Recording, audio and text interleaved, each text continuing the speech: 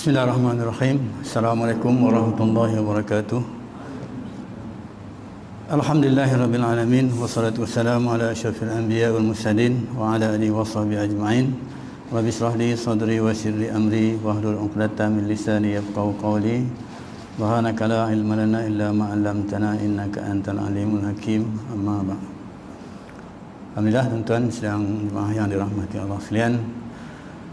Terima kasih pada Tuan Pengurusi Surau, pada ahli jawatan kuasa, khususnya tuan-tuan dan puan-puan sedang jemaah yang dirahmati Allah sekalian. Alhamdulillah dapat kali kedua kita bertemu pada kali ini, iaitu kuliah subuh ya. Kali ini kuliah maghrib. Ada kelapangan insya-Allah.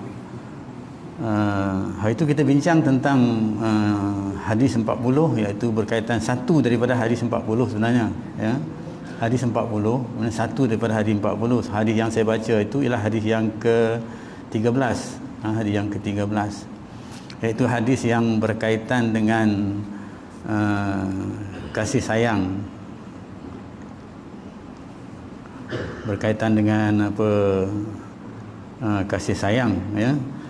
Dalam sini ada yang mengantar dalam WhatsApp ni, dia tulis tajuk cinta sama mukmin tanda keimanan ya.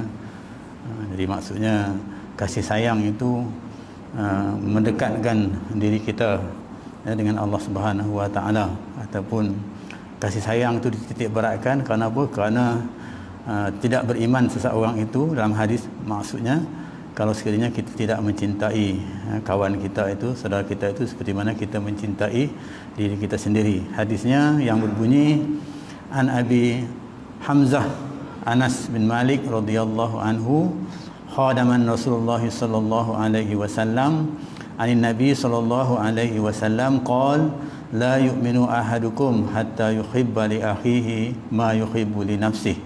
Rawahu Bukhari wal Muslim. Dalam Al-Quran disebut innamal mu'minuna ikhwatun, sungguhnya orang-orang Islam itu bersaudara. Jadi penegasan tentang dalam Al-Quran itulah ditegaskan dalam hadis ini.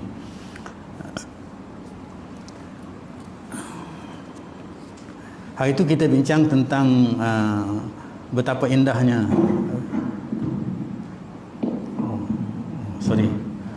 boleh ya? Okey. Hari itu kita bincang tentang kasih sayang ya, betapa indahnya kasih sayang ya, itu kasih sayang antara manusia ya. Lebih hebat lagi iaitu kasih sayang dengan Allah Subhanahu Wa Taala ya. Jadi pembinaan kasih sayang antara manusia itulah yang mencetuskan ke arah untuk menjadikan kita ini kasih kepada Allah Subhanahu Wa Taala dan Rasulnya ya. Jadi kenapa kita kasih kepada Allah, kenapa kita mesti kasih kepada Rasul? Kerana penelitian ataupun kita kata ketegasan Allah Subhanahu Wa Taala menjadikan kita dalam bentuk berbagai-bagai nikmat yang kita rasai ya. Nikmat itu merupakan sebahagian daripada kasih sayang Allah Subhanahu Wa Taala kepada kita ya. Macam nikmat inilah, nikmat kita duduk dalam majlis ini ya, ini tanda Allah kasih sayang kepada kita ya. Jadi Allah pilih kita kerana Allah sayang kepada kita. Jadi berasaskan kepada itulah, maka wajib kita taat ataupun wajib kita kasih, mesti kita kasih sayang kepada Allah Subhanahu Wa Taala dan Rasulnya. Kalau Rasul pula maksudnya kasih sayang tu Allah jadikan dia sebagai modus operandi ataupun sebagai, saya katakan sebagai model ya, untuk kita jadikan kehidupan kita di dunia ini, maksudnya mendapat kebaikan hasil daripada kasih sayang Allah Subhanahu Wa Taala dan kasih sayang Rasulullah SAW yang membimbing kita ke arah untuk menuju kepada jalan Siratal Mustaqim yang kita baca selalu dalam sembahyang kita. Kita minta jalan yang lurus. Jalan yang lurus itu adalah jalan yang dibawa oleh kita Nabi Muhammad sallallahu alaihi wasallam. Baik, berdasarkan kepada itulah maka kita dapati bahawa nikmat kasih sayang ini sangat hebat. Ya, kita ambil contohlah seorang suami dia sayang kepada isteri. seorang isteri sayang kepada suami, seorang isteri sayang, seorang ibu sayang kepada seorang anak, seorang anak sayang kepada seorang ibu. Jadi kalau pembinaan kasih sayang ini dibina dengan baik, rasanya itulah kecantikan dan keindahan kehidupan manusia itu. Ya, itulah cantiknya ataupun kehidupan hidup manusia, sebab itulah fitrah manusia, iaitu dia nak disayang dan nak dikasihi, dan dia juga nak mengasihi dan juga disayang, menyayangi.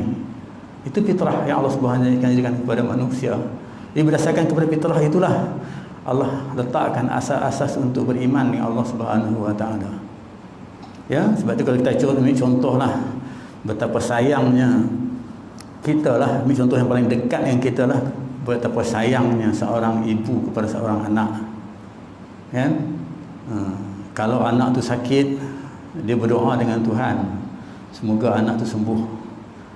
Dan kalaulah tak sembuh juga, kadang-kadang dia boleh berdoa dengan Tuhan. Dia kata, ya Allah, ya Tuhan, bagilah sakit tu kepada aku, jangan bagi kepada anak aku. Kerana apa? Kerana sayang, kasih dia kepada anaknya. Jadi patutkah kalau begitu keadaannya kasih dia kepada anaknya, patutkah anaknya tak kasih dengan dia?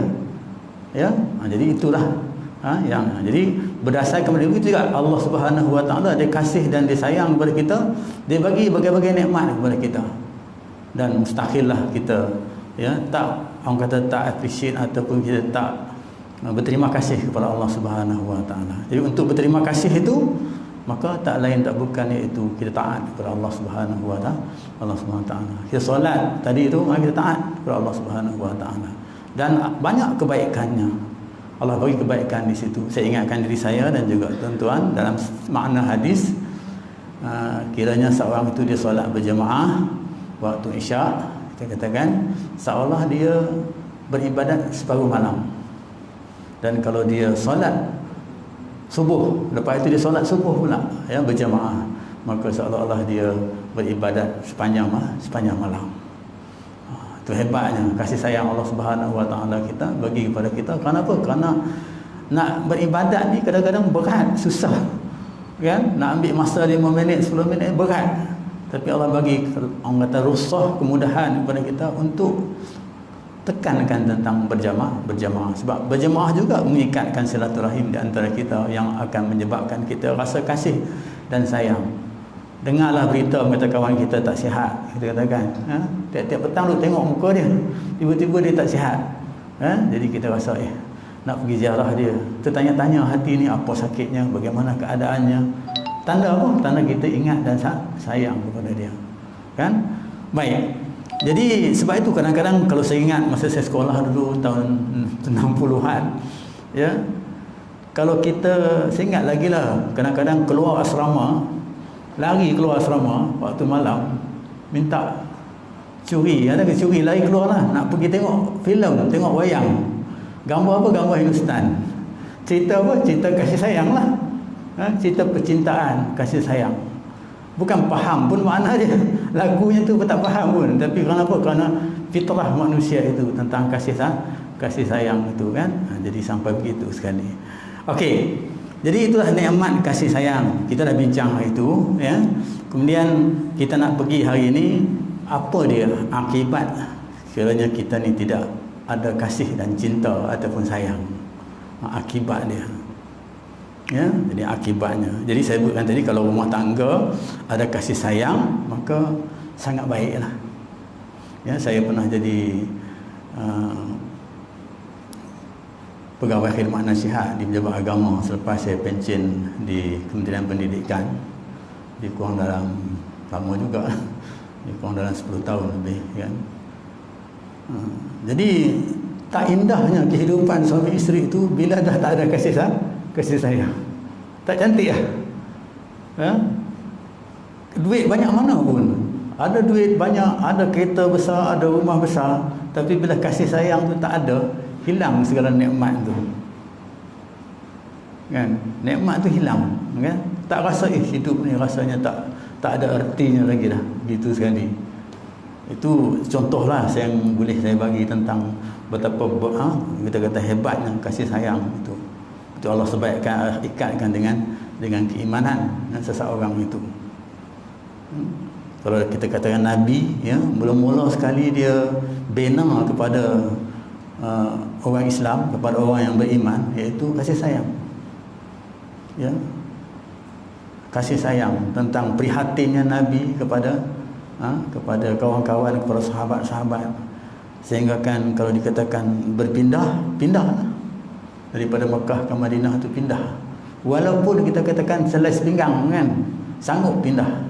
Kenapa? Karena kasih dan sayang kepada Nabi, dan juga yang atas sekali iaitu kepada Allah Subhanahu Wa Taala. Sebab kasih sayang kepada Allah Subhanahu Wa Taala yang bagi apa nikmat kepada mereka ketika itu, iaitu nikmat iman kepada Allah Subhanahu Wa Taala, bukan nikmat menyembah berhala. Itu nikmat beriman dengan Allah Subhanahu Wa Taala.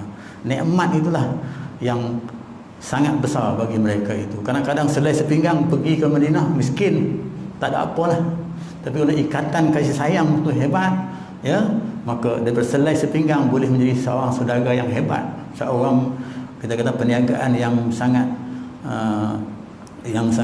cemerlang, ya, ketika itu. Kenapa? Karena ikatan kasih sayang.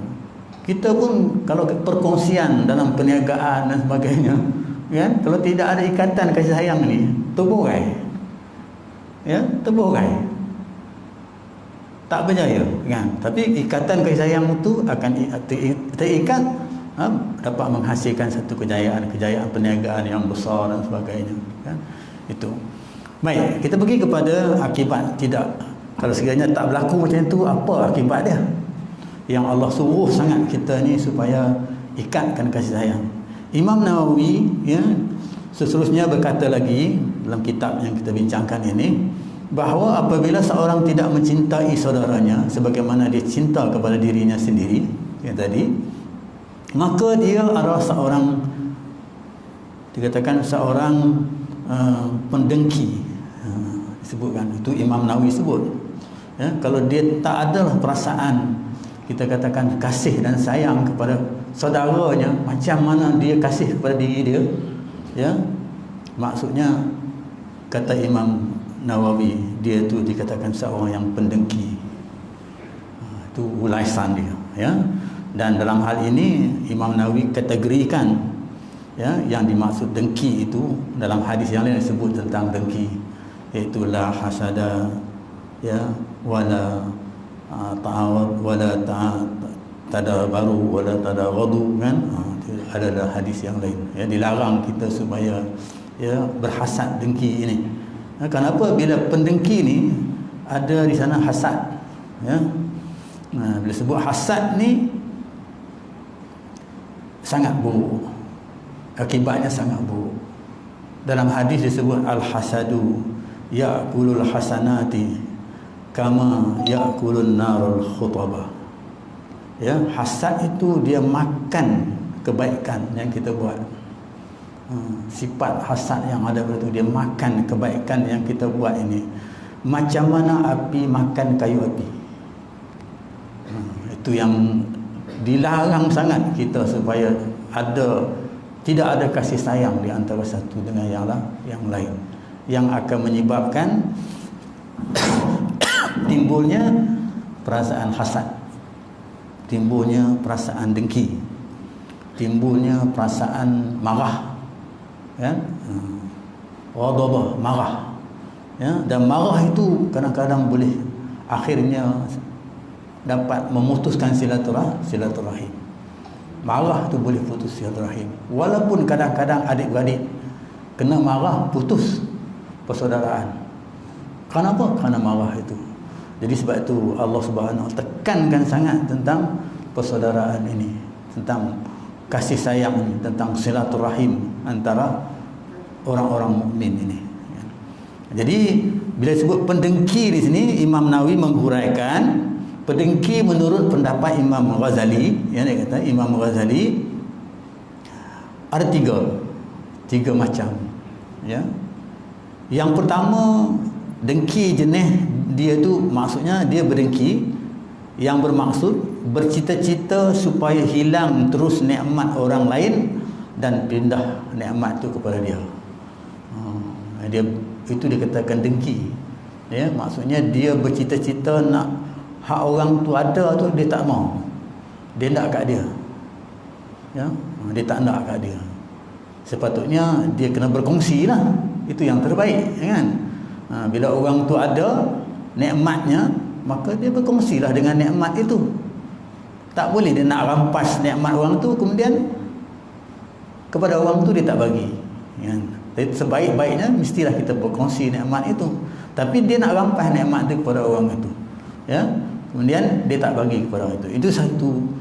Ini satu orang kata sifat yang sangat tak baik lah. Itu dikatakan hasad, ya, sifat yang mazmumah, ya. Kalau orang sufi, sifat-sifat ini dia kaji sampai dia nak tolak dalam diri dia, tapi mana mungkin boleh tolak.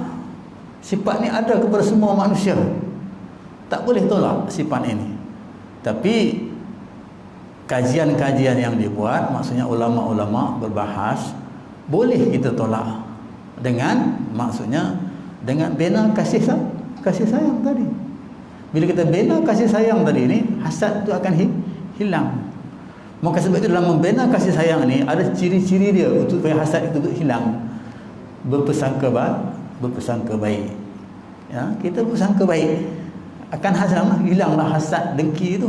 Tapi kalau kita berprasangka buruk, dia kata su'uzan, ya, mana kata itu yang membimbangkan, ya, yang akan merugikan kita. Itu yang pertama diuraikan oleh Imam Nawawi berdasarkan kepada yang diuraskan oleh Imam Ghazali. Yang kedua, dia kata hasad ni maksudnya yang bercita-cita supaya hilang nikmat tersebut sekalipun dia tidak mendapatnya. Ini kira engkau tak dapat, tak apa, aku pun tak dapat, tak apa. Jangan dua-dua dapat pada muka. Kalau orang Kedah kata lah, kan? Orang Kedah kata pada muka. Hang tak dapat, aku pun tak dapat. Kan? Ini lagi teruk lah. Kan? Ini lagi teruk lah maksudnya. Kan? Mana tolak, itu marah betul lah. Kalau sampai peringkat yang tu, marah betul lah kita katakan. Ghadabah, marah, kan? Kerana apa? Kerana boleh jadi dia telah mempunyai nikmat itu. Mungkin dia ada nikmat tu, bila orang ada, dia tak nak, ya, dia tak mau bersaing, dia nak dia saja. Ini sifat manusia lah, katakan. Atau tidak disukainya, dia tak suka orang tu. Sebab tu kasih sayang tu kena bina dulu, kena suka dulu. Ya, bila tak suka orang tu, maka dia tak suka orang tu, ya, dia tak sukainya. Itu jadi dia kata yang kedua ini lebih jahat bencananya dari yang pertama tadi. Jadi yang kedua ni lebih teruk lagi lah, ya, daripada yang pertama tadi. Yang pertama tadi dia tak nak nikmat tu ada kepada orang tu, dia nak nikmat tu ada kepada dia saja. Yang ini dia tak nak nikmat tu ada kepada orang tu, dia nak kepada dia saja. Kemudian kalaupun tidak, biar dua-dua tak ada, dua-dua tak dapat, tak apa, gitu, kan? Istilahnya, kan? Kemudian yang ketiga, iaitu dia katakan tidak bercita-cita hilang nikmat itu dari orang lain, tapi dia tidak suka melihat orang itu lebih tinggi keadaannya daripadanya atau lebih baik mendapat bahagian daripadanya. Apa yang disukainya ialah biarlah sama saja tarafnya dan tak usah lebih daripadanya. Yang ketiga ini pun diharamkan juga, kerana terang-terang tidak suka kepada pembahagian Allah yang diterangkan dengan firman-Nya. Ya, jadi ini dalam bab harta lah kadang-kadang, ya, bab harta. Bab hukum qat'i mengatakan laki-laki dapat banyak ini, perempuan dapat banyak ini, ya, tapi dia tak puas hati, kan? Tak puas hati. Dia tak puas hati ini timbul daripada perasaan tadi lah, daripada keimanan tadi, ya, mana keimanan tu tak kuat, kan? Menyebabkan dia timbul query, kenapa tak dapat. Jadi ayat Al-Quran berfirman, ahum yaqsimuna rahmata rabbika nahnu qasamna bainahum ma'isyatahum fil hayati dunya. Allah kata, Allah berfirman, adakah mereka yang berhak membahagikan kurnia Tuhan kau? Ini hak Allah.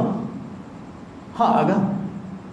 Hak dia kan nak pertikaikan seorang wanita dia mesti dapat sama dengan yang laki-laki. Bahkan laki-laki dia kata mislu hazul unsayain, maksudnya hak laki-laki itu dia dapat lebih dua bahagian daripada yang perempuan, katakan dia dapat dua bahagian, kita katakan laki-laki, kan?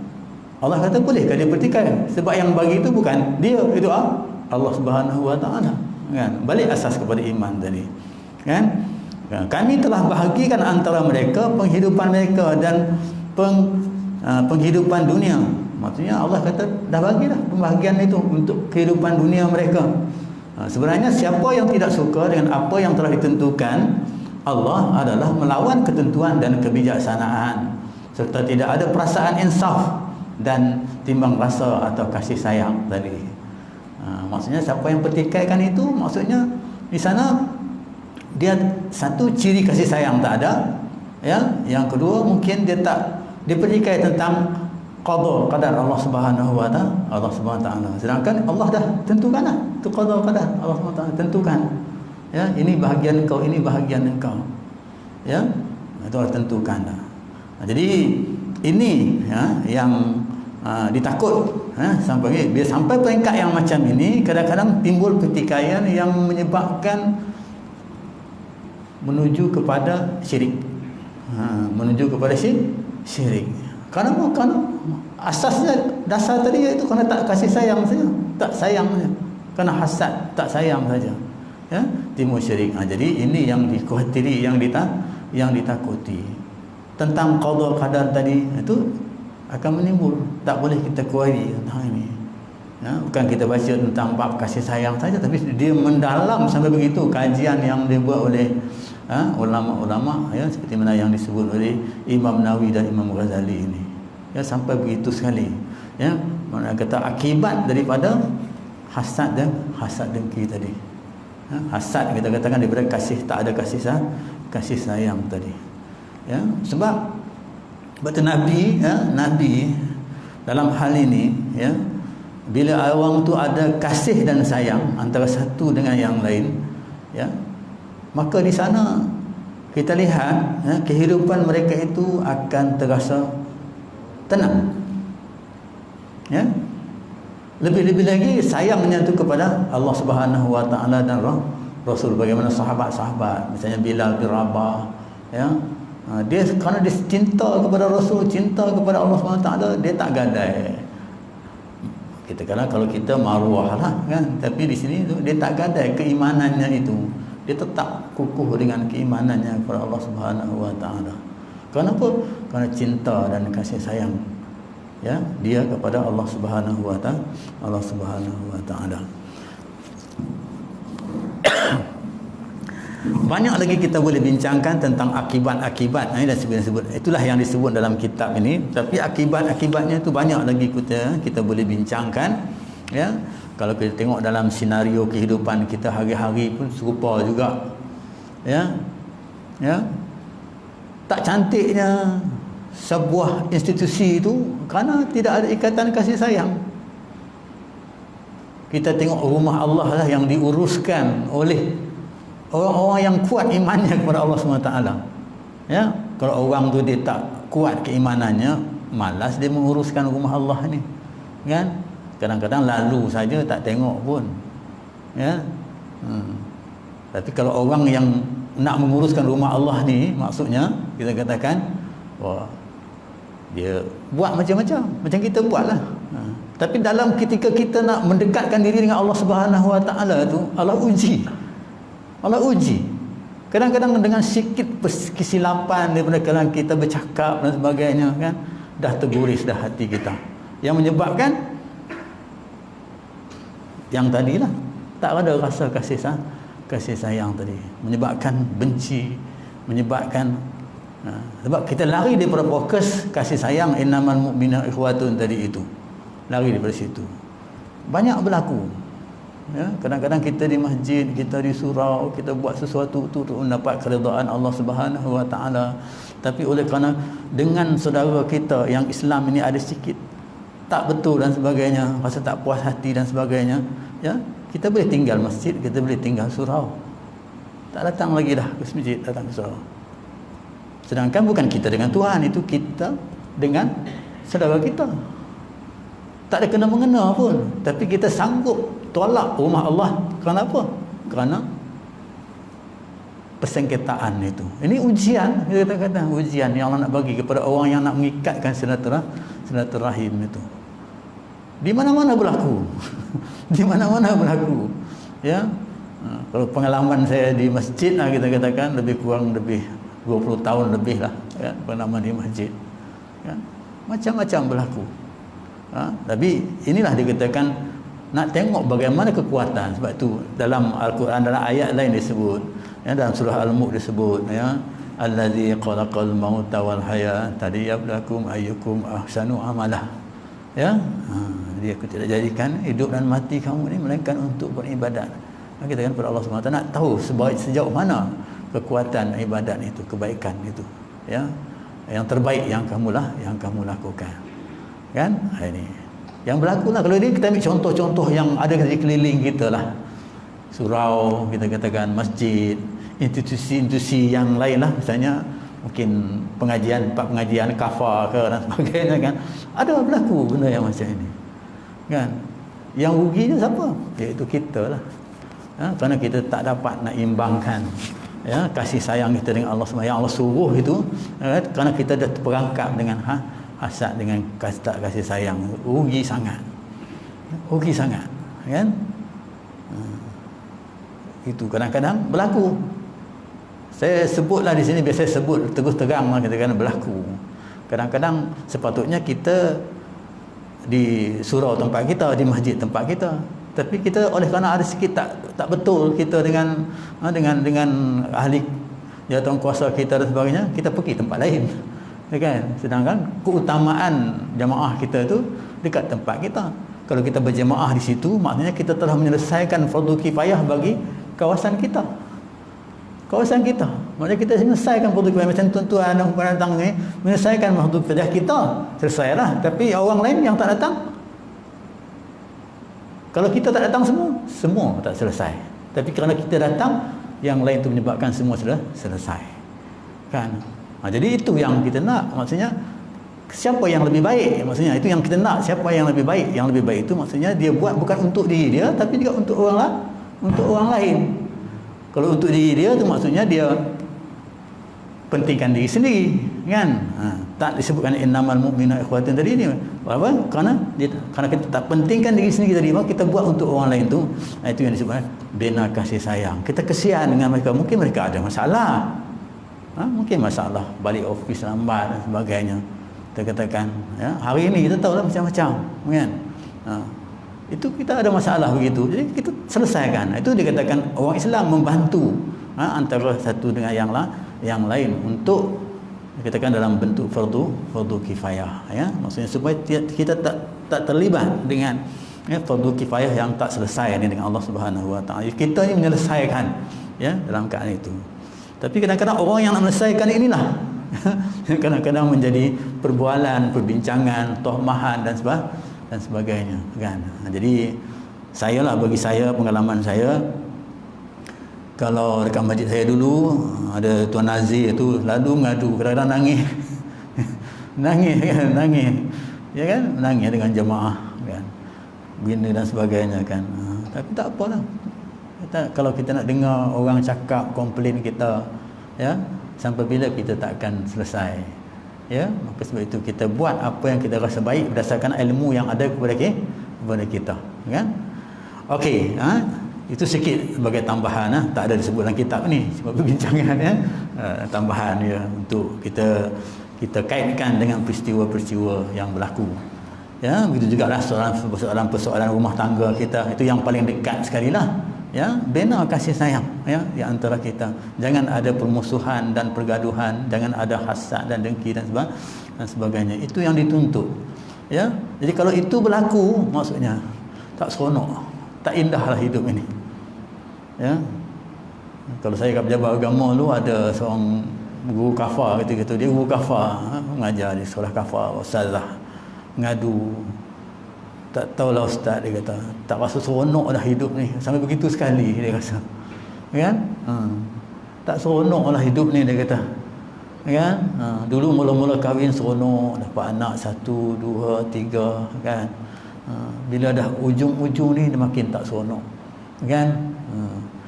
Jadi bina baliklah kan. Mungkin tak seronok tu atas kesilapan kita, mungkin atas keterlanjuran kita ataupun bagai-bagai yang berlaku. Kita kena muhasabah diri lah kan. Jadi sebab tu pejabat agama panggil bincang, muhasabah diri balik kan. Ada yang kita muhasabah balik cantik kan. Tapi ada yang muhasabah tak sampai jugalah kepada kecantikan yang dikendaki itu, akhirnya terburai juga kan. Itu ketentuan Allah Subhanahu Wa Taala. Adalah hikmahnya kita tak tahu. Tapi kita sebagai seorang Islam, maksudnya kalau ada pergeseran di antara kita, maka kita mendamaikan mereka itu. Okey, seterusnya kita pergi kepada panduan, takut dia melalut. Kita pergi kepada panduan. Akhirnya hadis ini memberi petunjuk kepada kita, ya. Iaitu petunjuk yang pertama, dia kata nak diberitahu bahawa betapa, ya, perasaan kasih, ya, sayang di antara orang yang beriman tu sangat dituntut, ya, supaya pertalian persaudaraan itu dapat diikat, ya, dengan perasaan yang tersebut tadi, serta kesempurnaan jika kekurangan, ya, kerana perasaan itu juga yang boleh mengakibatkan hidup tadi itu tak cantik kan. Begitu kan. Jadi ini ingatan kepada kita lah kan. Kemudian seterusnya diberi peringatan juga kepada kita. Hadis ini kita ambil pengajarannya lah, ya. Itu orang yang beriman, ya, sebenarnya orang yang bertimbang rasa terhadap saudaranya. Jadi kalau gembira saudaranya itu, ya, ataupun duka saudaranya itu, maka perasaan itu dirasai bersama. Ya, kalau dia susah ke, dia senang ke, kita rasa bersama betapa peritnya keadaan itu. Ya, kalau hari ini COVID 2 tahun lah kan, tengok susah. Bagaimana jiran kita, tahulah jiran kita susah, ada yang kena berhenti kerja, ya. Kalau anak saya tu, anak saya kena berhenti kerja kan, cari kerja lain dan sebagainya kan. Kita tengok itu kesan daripadanya kan. Jadi bagaimana, ya, jiran-jiran kita. Jadi dalam hal inilah, maka sebab itu kasih sayang tu perlu. Kalau ada insting kasih sayang itu, kita rasa nak bantulah setakat mana yang kita boleh bantu atas kesusahan itu, ya. Kemudian dia kata juga, ya,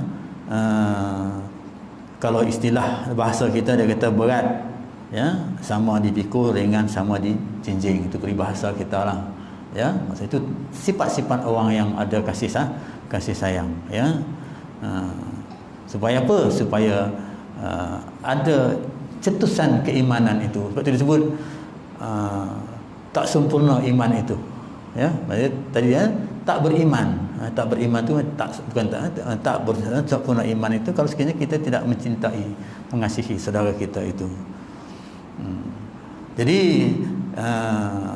akhirnya, ya, dalam hal ini untuk mengikatkan silaturahim itu, Allah sebut dalam Al-Quran, dia kata wa'tasimu bihablillahi jami'an wa la tafarraqu, ya.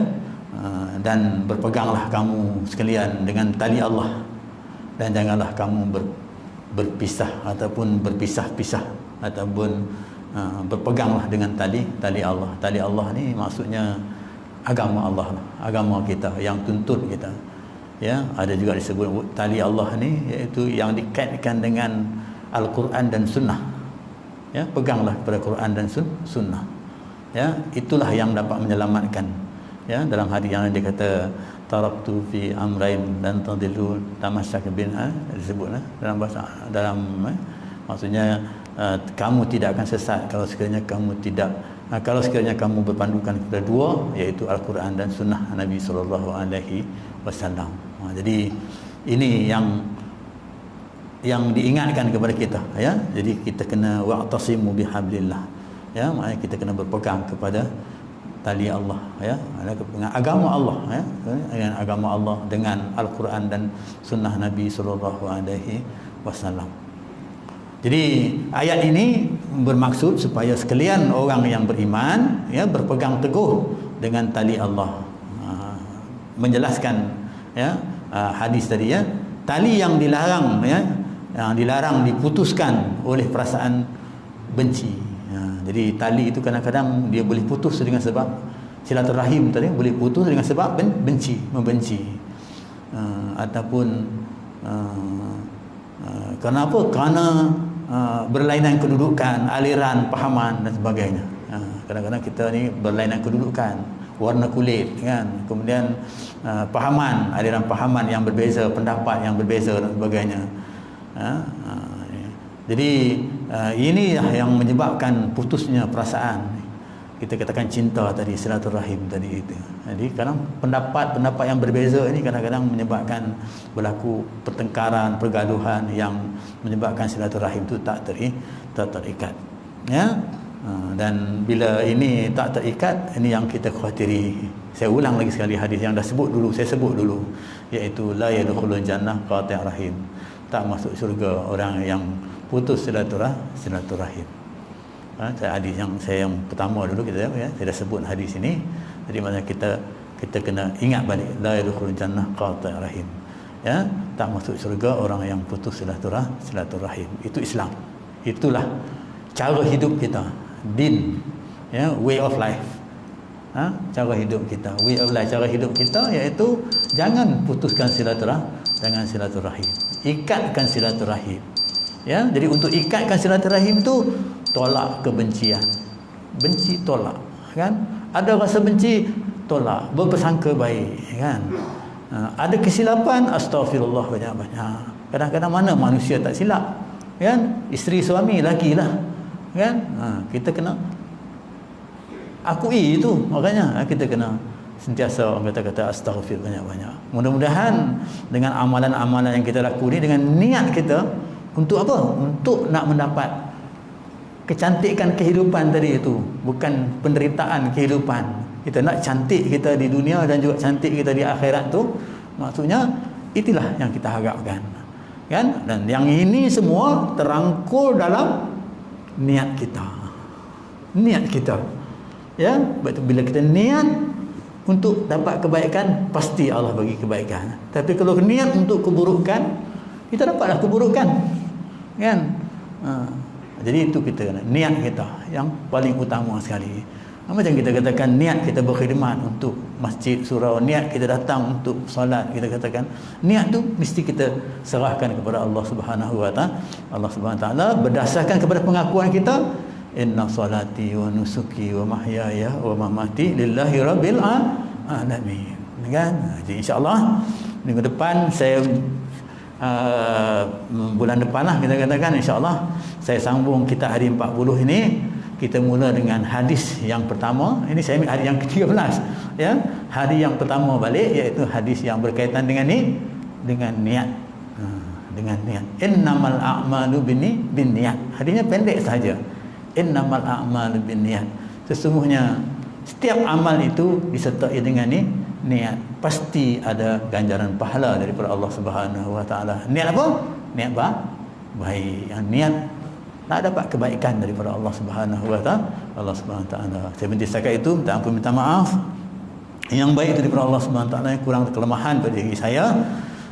Jadi akhir kalam, wallahu a'lam, aqulu qouli hadza wa astaghfirullahi billahi.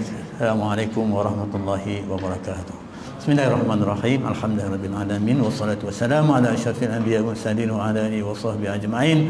Allahumma ja'alna minat tawwabin wa ja'alna minal mutatahhirin wa ja'alna min ibadika as-salihin. Allahumma ja'alna hadza jam'an marhuma wa tafarruqan ma'suma. Rabbana atina fid dunya hasanah wa fil akhirati hasanah wa qina adzabannar. Walhamdulillahirabbil alamin. Qabalallahu minkum.